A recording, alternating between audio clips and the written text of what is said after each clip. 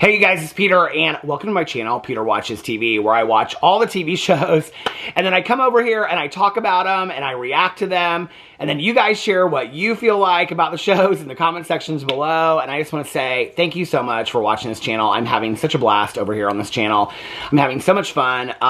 I actually watched several shows, finished several shows this weekend that I want to do commentary on this week. I finished the latest season of Lincoln Lawyer. I finished the Manhattan Alien Abduction, the docuseries that is on Netflix. I finished Teacup on Peacock. I finished Grotesquerie. My husband and I finished Grotesquerie last week. So I've got lots to talk about over here this week. A couple other true crime documentaries as well. But I'm trying to get back into the groove of things. I haven't posted videos over here, I think, since my last Sister Wives video that I did last Monday. For those of you that do not know, our little dog, Boo Radley, passed away late last Monday night.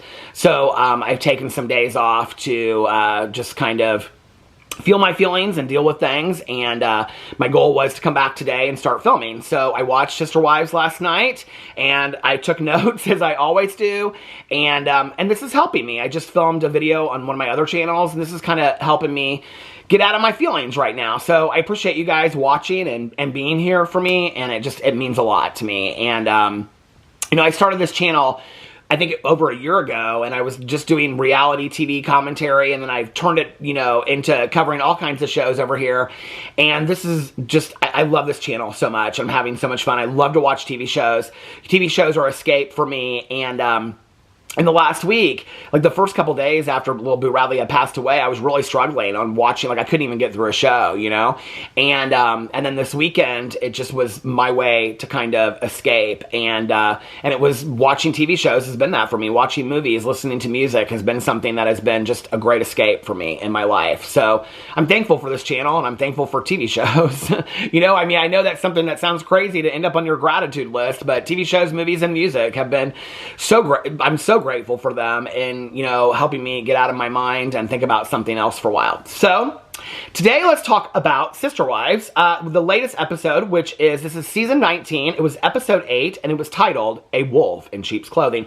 Or as Robyn said in the intro, she said she feels like the idiot that got left behind. So, sobbing Robyn. Okay.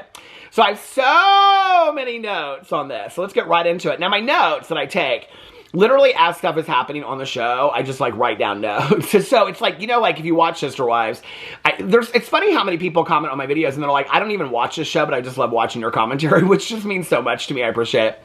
But if you watch the show, they'll like have a scene like with Christine having her husband, but on the show, he's not yet her husband, he's her boyfriend, even though I think they've dated for 11 days and they've already picked out wedding venues, and they're constantly kissing and stuff like that. But anyway, so they'll show that scene, but then they flash to another scene of something else happening, like Janelle and Kody having lunch, and then they'll flash to, like, Mary at her bed and breakfast talking about her birthday, and they'll flash back to Christine. So my notes are kind of like, they're kind of like off, you know, I just go as the scenes are happening. So the show started last night at Christine's house, with David coming over for dinner, and Christine said that some of the kids like him, but some are on the fence, and then it shows her going to the door, and you know, I feel very mixed about this because, you know, Christine later so they picked out a wedding venue. They're not even engaged yet, which we'll get to in just a second.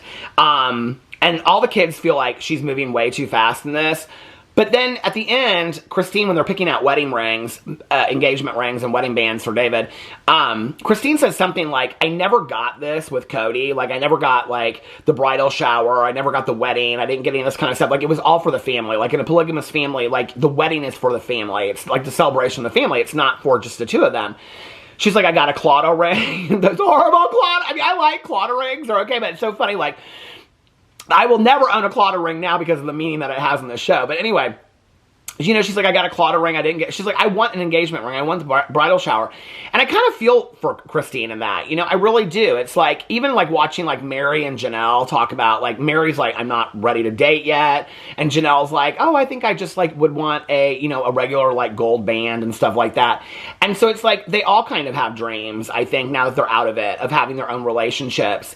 And so Christine really is like, I mean, developmentally, emotionally, I mean, if you take her all the way back to when she met Kody, she was 19 or something, I think, when she married him. And so she really is kind of like a 19-year-old girl. She never got to experience any of this, you know? I've been sober for 29 years and 10 months at this point.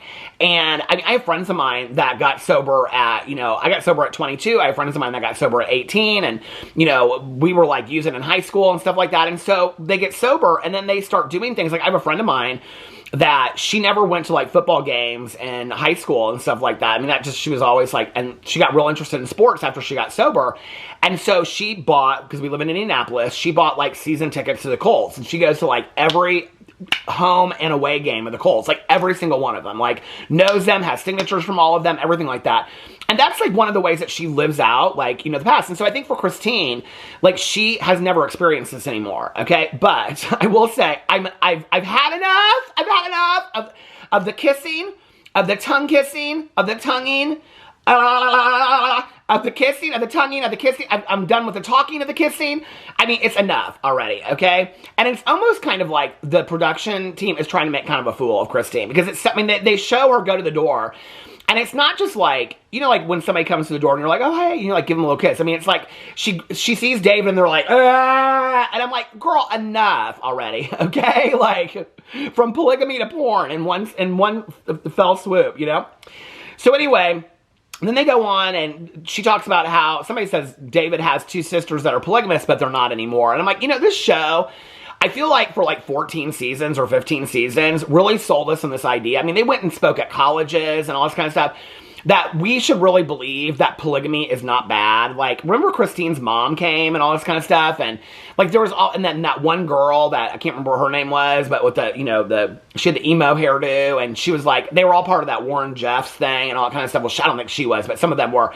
And they came and like, they're trying to convince everybody that polygamy is bad, but not our kind of polygamy. And now it's like, they're trying to like, so like for 14, 15 years, we bought into the fact that there is a lot that's bad about polygamy, like Warren Jeffs and that whole situation, like, what is it? Keep sweet, pray and obey, which was really weird because Kody said in this something about keeping sweet. Did you guys notice? Yeah, I have it in my notes. He said something about sweet, and I was like, ooh, oh, Kody, no ma'am. You might want to erase that word. That's a Warren Jeffs word, okay?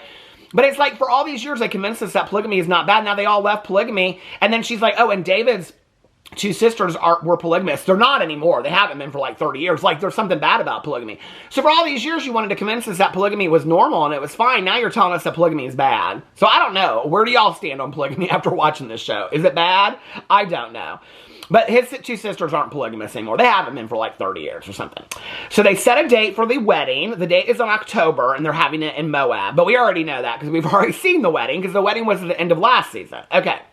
But they're not engaged yet, okay? And I'm like, this is so weird. Like, and she's like, everybody says that we're like really rushing this. Like, this is so fast. And I'm like, it is really fast. You've like dated, like, she says it. They've dated for like 2 months and they're talking about a wedding. And I don't know if she's like afraid that he's going to get away from her. I mean, there's even this conversation, they flash back to when, McKelty, what's her husband's name? Perry. Why can't I think of his name?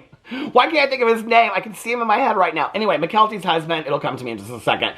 But he's like, he wanted to marry McKelty right away, and Maddie was getting married.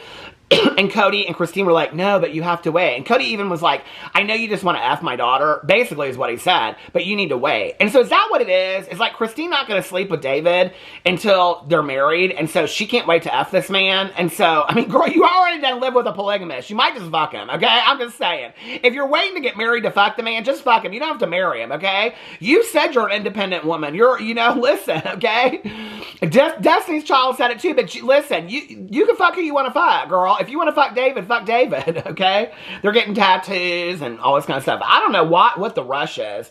Because she's like, well, like, I'm not getting any younger and I know what I want. But, like, why do you have to marry him? Like, that's what I don't understand. I have friends of mine that have been, I mean, I love being married. Don't get me wrong, okay? I've been married, for 13 years and with my husband for 16. But, like, I have so many friends of mine that have been together for as long as my husband and I have, and they've never gotten married. Just because you're not married doesn't mean that it doesn't, like, it doesn't minimize the relationship, that you have and things like that. So I don't understand, like, the rush of it. And I'm thinking, the fact that they went back to, why can't I think of his name? God, what is McKelty's husband's name? This is going to drive me crazy. I'm going to have to look it up. I'm sorry. I know you guys are shouting it. You're like, Peter, there's 18 kids! Why can't I think of his name? Was it start with McKelty Brown? What is her name? Antonio. Tony. Why did I think it started with, what's his last name? Oh, ow, just poked my eye out. Damn it. Okay. So anyway, I don't know why I couldn't remember his name. So they're really rushing this. Everybody thinks it's really, really fast. David even asked her dad for a blessing. For the blessing to get married. And I'm like, okay, whatever. Then she goes on, she's telling her kids, and she's like talking about how she was really upset that he wouldn't kiss her on the second day when they went to go see Little Mermaid. And Christine goes into this whole thing about how it was this song in Little Mermaid. Now I haven't seen that movie, okay? That movie didn't make me want to go fuck nobody. I'm just saying, okay? I want to be where the people are. Anyway, I saw that movie, okay? I saw that, what was that? Live action movie or whatever. I liked it. It was okay. I'm not a real Disney person anyway, okay? Listen, if you want to do Disney as an adult, go at it. But anyway, so that was their second date, okay, was The Little Mermaid, which I think that's kind of sweet and stuff like that. But she's like, and then they played this song about kissing the person next to you, and she's like, ah, and he's like not getting the hint, okay? And so then she goes on and says that he kissed her on the third day. And this is where Tony's like, well, you fuck after the first day or something like that. I live for Tony. Tony's the only one that would ever challenge Kody, number one. And, I mean, it's like, if you guys, when they flash back to those scenes, and he's like, yeah, Cody's like, I really think that you want to wait. You need to wait. And he's like, I know you guys want to be intimate. And I'm like, first of all, these were my first two thoughts, okay? Number one, and maybe I was completely wrong, but I'm thinking to myself, like, Tony was just looking at him like, we're going to do what we want to do. And like, you think we haven't done it already? That's what I was thinking back then when they were getting married, but I don't know. So anyway, there's so much talking about kissing on this show. I'm so over the kissing talking, okay? Then it flashes to Kody, and Kody says that Christine's goal of leaving him was to find her soulmate. Okay, no, her goal of leaving you was because you're a straight-up asshole to her, is what it was, okay? And that you didn't love her anymore. You said you didn't love any of them. That's what her goal was, to get out of a toxic relationship.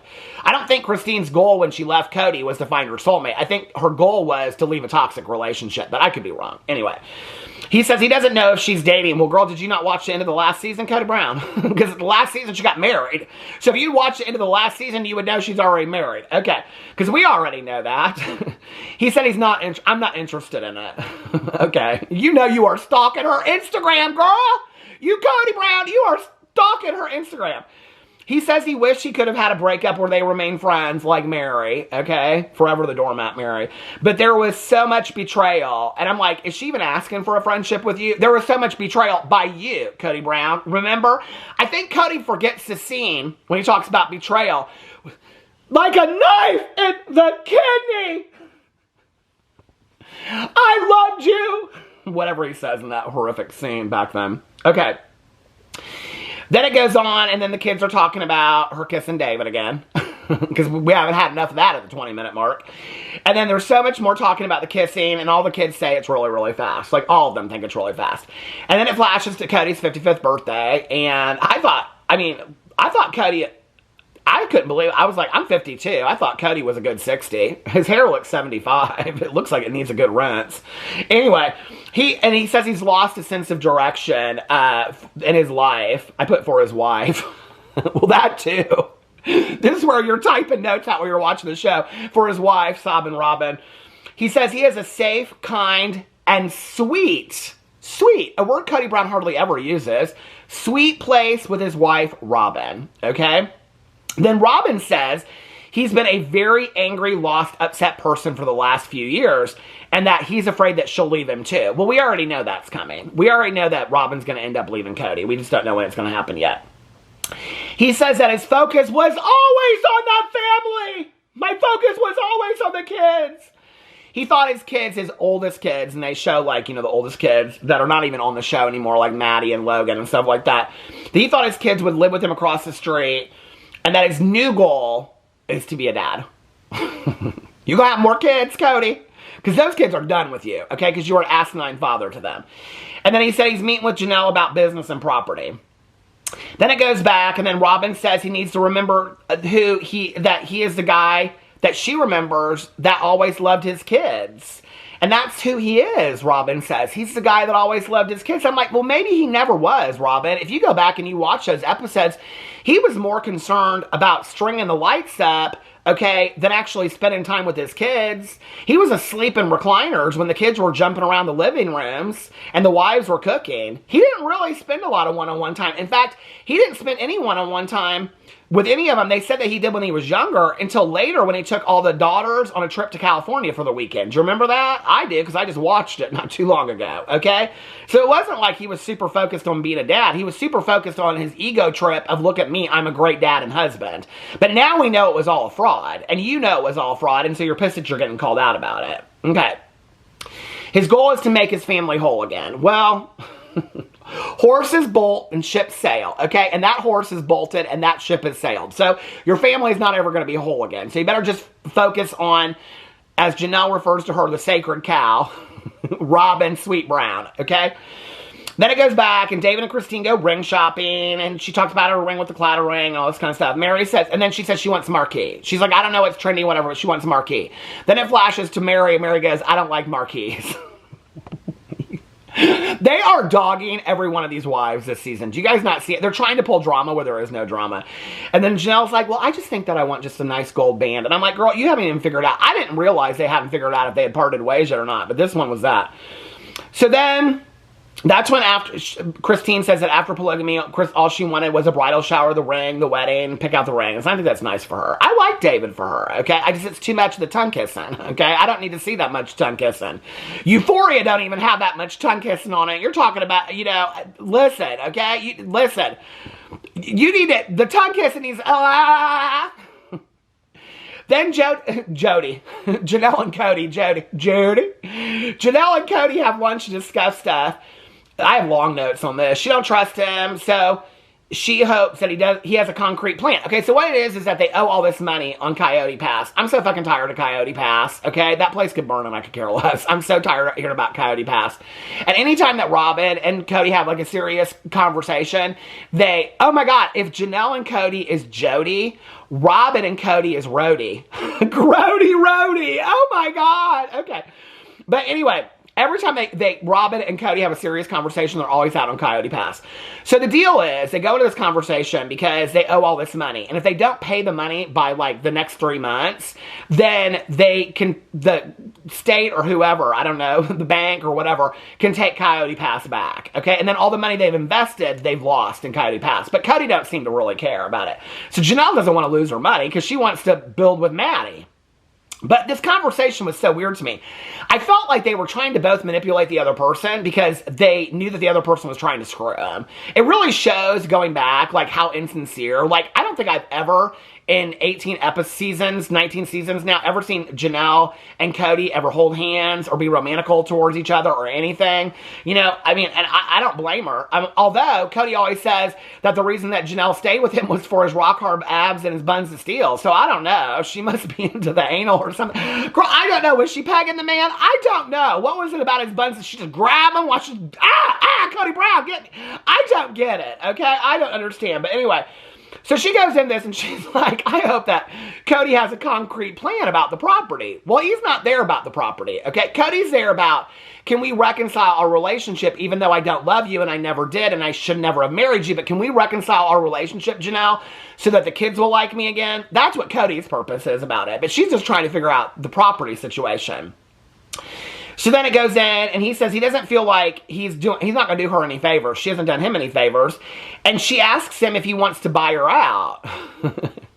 I thought she said something else. Because, he's got them buns of steel. But anyway, and then he says, well, what about you? He looks so confused, and he goes, well, what about you and me? And I'm like, what? I thought y'all were fucking divorced. I'm so confused. And he's like, do you still want to live on the property? And I'm like, oh, shit.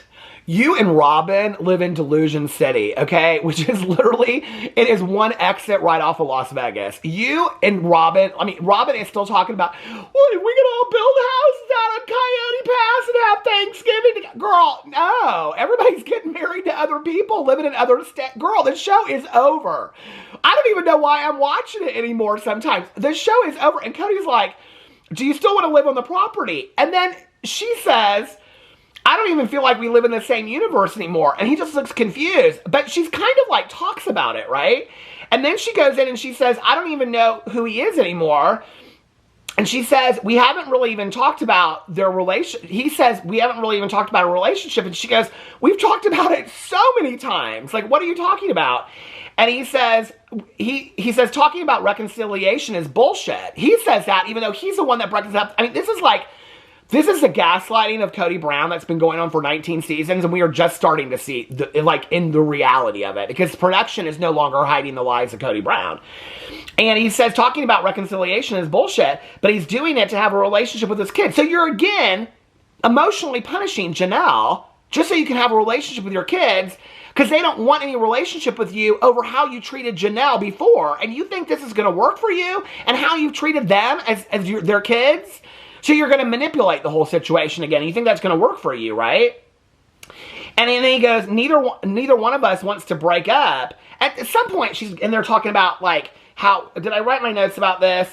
That, I think it goes back to this later, because she's talking, okay, it does go back to that later. But anyway, that neither one of them wants to break up is what he says. And he's just not here for this conversation. Then it goes back to Robyn's house.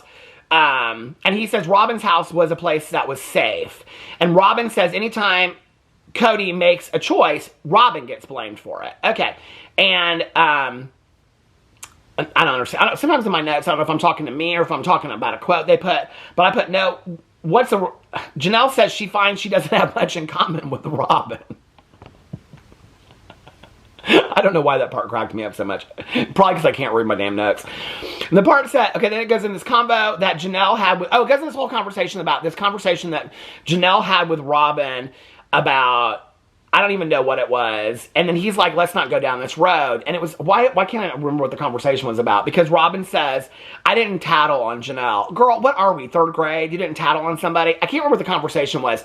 Oh, the conversation was about Robyn buying the house. And Janelle was like, can you not invest this money so that it damages the rest of us and our financial things? Well, then Robyn told Kody, and Kody confronted Janelle about talking shit. This is why she thinks she gets in trouble. Well, girl, you shouldn't have tattled on Janelle, and then it wouldn't have come back to you, okay? Should have acted like grown folk, but none of you know how to do that. And then Janelle says that anytime they question Robyn because she's his sacred, perfect cow, because she's perfect, that Kody goes crazy. He can't hear it, right? Well, we've been knowing that for 16 seasons. And then she's like, if you're in a polygamous marriage, you have to hear everybody out equally. Then it's Mary's birthday. It flashes to her. She's had her carriage house done. It's going to be her workplace, her online business, LuLaRoe, those stinky, moldy tights. Okay, but her workplace is really cute. The carriage house is, I'd move in there tomorrow. I think it's so cute. And then she said it's been months since she split up with Kody. She said it's just really weird. She didn't know what word to use, but it's just really weird. It's just really weird. And then she thought it would be forever. Okay, they're carrying the storyline out for, I mean, they just need to split the show up, okay? And then, this was sweet. She's got this bear up in her new carriage house, and it's like she turned her mom, because her mom passed away, her favorite shirts into these memory bears. I love that. I thought that was real sweet. The Mary talks about how she's been doing everything alone for the last several years. She's officially a single woman. She's not ready for dating yet. I don't blame her. Not if the next one came along, had the hairdo of Kody Brown, okay? And then she says, and I love this, she sits down at the table and she says, if they don't want you at your table, make your own. She said she's creating her own life. And I love that for Mary, you know? Then we're back to the Janelle and Kody lunch, and she says she can't talk about these sacred cows, meaning Robyn, and Kody says she is a victim. She's playing the victim card, and that she says he always says I have this victim behavior, and she says she feels like it's a male thing, that whenever a male has an issue with a woman, they always throw out this victim card. He goes, there are no sacred cows. They're just perfect, sweet Robyn, who's crying on the bathroom floor because she can't have a perfect Christmas. Then he's still talking about the reconciliation for the family, and she says they're not really married anymore except spiritually. And then she goes in and says maybe she needs to get a release like Mary, when before she said she didn't care. But I think Janelle's really like, it's screwing with her, because she's like, I never really was married to Kody, and I don't know how to like completely part ways with him, so maybe I do need a spiritual release. And then he says he thinks they can make it work like he and Mary did, and then she goes, no, we'd have to be completely different people. And then she says his ego is driving him to want to get back together because he's had all these failed marriages, right? Then she goes on and she's talking about the possibility of building that Coyote. He's like, do you still want to build that Coyote Pass? And she's like, well, I think about it sometimes, but I'm like, oh, girl. Janelle, have you lost your ever-loving mind? You're still talking about building out on fucking Coyote Pass? Girl, seriously? And so then he says that if Janelle moved out there, then he and Robyn would have to move because they're not going to build out there. When Robyn and Robyn and Kody are the ones that are still thinking that everybody's going to move. Girl, there is no Coyote Pass. Let it go. Then Kody brings up that he hasn't seen Maddie since her daughter, Janelle says this. He's like, why didn't Maddie tell me that she was pregnant? And he says that, Janelle says something about he hasn't seen her since her daughter was born 3 years ago. And Janelle says that he didn't see her in the 3 years since her last daughter was born. Why would she reach out to him? And I agree with Maddie on this. Why would you? You never once have reached out to see your grandchild or to call me or anything. Why would I tell you if I was pregnant, right? And then he says that jealousy and gossip ruined his relationship with his kids. And Janelle goes, no, I think there's a lot more to it than that. I love Janelle. She's just like, she is so level. She's like, no, Kody, I think there's a little bit more to it than that. And she says she doesn't want to be in the middle of his relationship with the kids, which I think is great. Then she talks about meeting with an attorney, and he says she would do anything to screw him. So she thinks, because she thinks that he'll screw her. And he says she teamed up with Christine to betray him. I'm like, yeah, girl, it was the big takedown of the century. Well, you couldn't leave Robyn's house for 1 second. Christine and Janelle, they were teaming up to take you down with all your ridiculous rules, doing the lockdown. You didn't even call Gabriel on his birthday. You haven't checked in on because it's all them, right? They took you down. They were the ones that came up with those ridiculous rules that everybody had to follow. He is so delusional. And then he says, so you worry about what you're going to do, and I'm going to worry about what I'm going to do. And then it flashes to her, and she goes, so I guess it's time to lawyer up. And that's how the whole episode ends.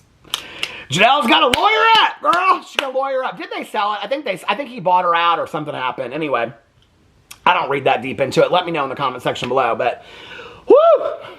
It's going to be Sister Wives, the spinoff. Kody and his fifth wife. His ramen noodle hairdo. Anyway, let me know what you think in the comment section below. I love you guys, and I will see you tomorrow. Bye.